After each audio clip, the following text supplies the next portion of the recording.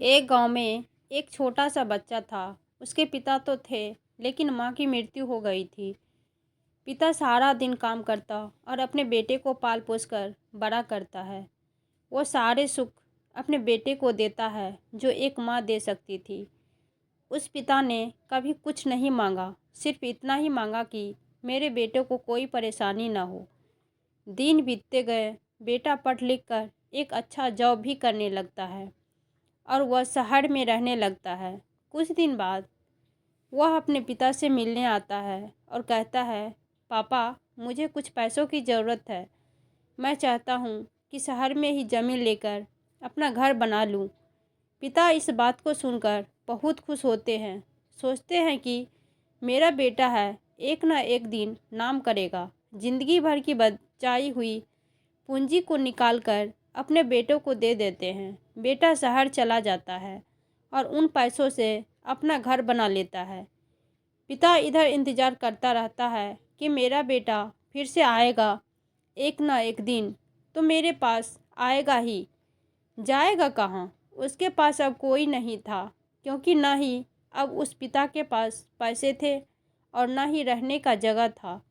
कुछ दिन बाद बेटा फिर लौट कर आता है और अपने पिता से कहता है, पापा, अब आप दादाजी बनने वाले हैं। पिता को बहुत खुशी होती है। इस बात को सुनकर वह कहते हैं, तू मुझे मेरी बहू और पोता से कब मिलाएगा?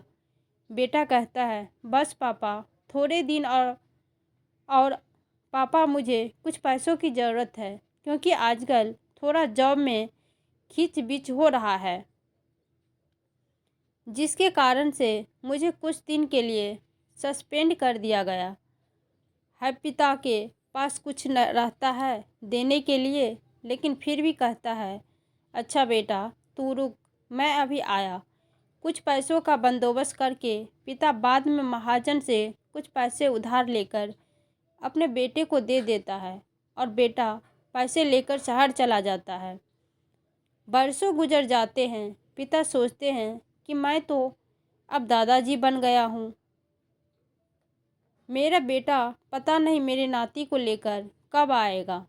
फिर सोचने लगते हैं, समय नहीं मिलता होगा, इसलिए मेरा बेटा अभी तक आया नहीं, वरना आया ज़रूर होता। तब महाजन 2-3 दिन आदमी को लेकर उस पिता के घर पर आता है और कहता है कि आपके वादे के मुताबिक मैं पूरे 3 महीने बाद आया हूँ अपने पैसे ले जाने। पिता कहते हैं, मेरे पास पैसे नहीं हैं देने के लिए। महाजन कहता है, जब पैसे देने नहीं थे तो आपने मुझसे उधार क्यों लिया? तभी पिता कहते हैं, ठीक है, रुको, मैं तुम्हारे लिए पैसे का बंदोबस्त करके आता हूँ। और वहाँ के नज़दीकी अस्पताल में चले जाते हैं। वहाँ जाकर अपना ब्लड डोनेट करते हैं और अपनी एक किडनी बेच देते हैं और उस महाजन का कर्ज छुटा कर देते हैं। किडनी बेचने के बाद उनकी स्थिति और भी ख़राब हो जाती है और वह उस राह में जी रहे होते हैं कि मेरा बेटा एक दिन आएगा ज़रूर। इस आस में जीते जी एक दिन पिता की मृत्यु हो जाती है, परंतु उस बेटे को अपने पिता को आग देना भी नसीब नहीं हुआ।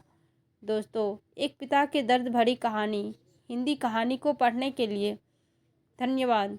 आपको ये कहानी कैसी लगी नीचे कमेंट करके हमें ज़रूर बताइएगा।